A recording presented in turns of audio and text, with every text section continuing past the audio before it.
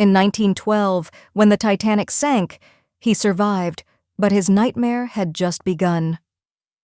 Masabumi Hosono, the only Japanese passenger on Titanic, made it back alive. But in Japan, they called him a coward, not a hero. He chose life, but was punished for surviving. This is not just a story about a shipwreck, it's a story about shame, survival, and what it means to be human.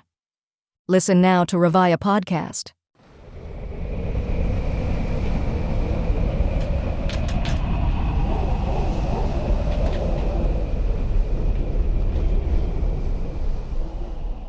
Welcome to the Deep Dive. Today we're looking at a story you might think you know, but maybe from a different angle.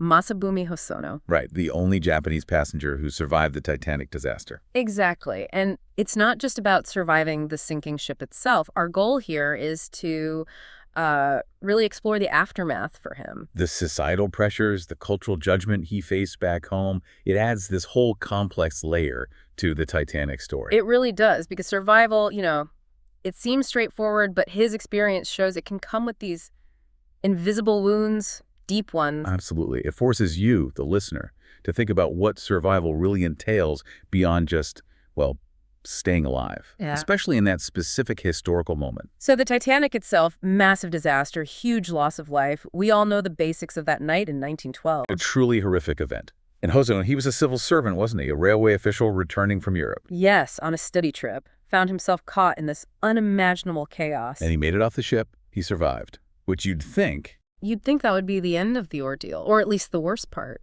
But no. No, because when he got back to Japan, the reception was, it was complicated.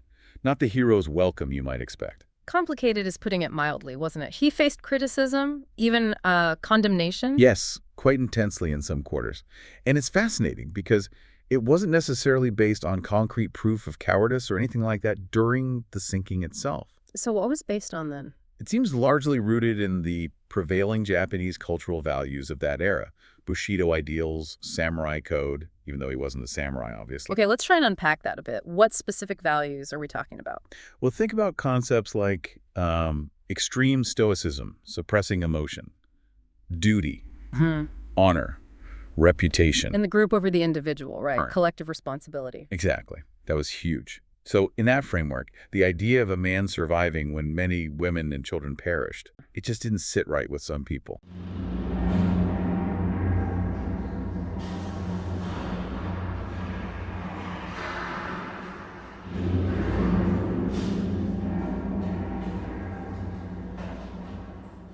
Even amidst the absolute terror and confusion of a sinking ship in the freezing Atlantic, that seems incredibly harsh.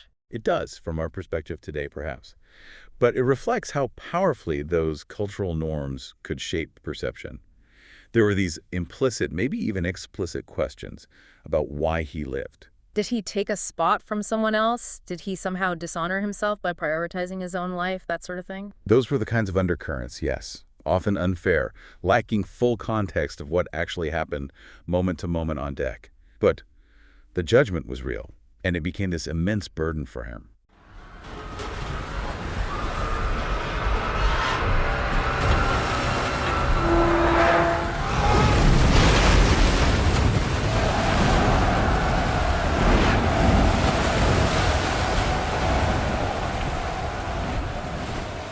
Wow, so his very survival instinct, something totally human, got tangled up with shame, maybe guilt because of the cultural expectations? Precisely. It's a stark example, really, of how survival isn't always just a victory.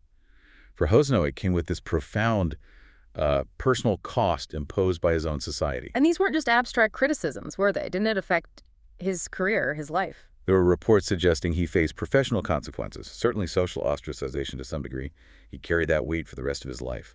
It really highlights the power of cultural context, doesn't it? How the same event, surviving a disaster, can be interpreted so differently. Absolutely. It pushes you to consider those invisible scars we mentioned. The ones left not by the iceberg, but by the societal reaction afterwards. So this deep dive, though it's brief, it really underscores that Hosono's story is so much more than just Japanese survivor of the Titanic. Much more. It's about the complex, sometimes cruel interplay between individual experience and societal expectation, especially in times of crisis. It certainly leaves you thinking, how do we treat survivors? Do we offer support, or do we sometimes maybe unintentionally add to their trauma with our own judgments? That's a really important question even now. Are we creating space for people's experiences, or are we imposing narratives? Thank you for joining us on this quite somber journey into history today. Masabumi Hosono's story is a powerful reminder that survival itself can carry unseen burdens. Indeed. If you found this deep dive meaningful, please do subscribe to Echoes of History. Maybe share it. It helps others find these stories. And helps keep them echoing, so to speak. Until next time, take care of yourselves and each other. Goodbye.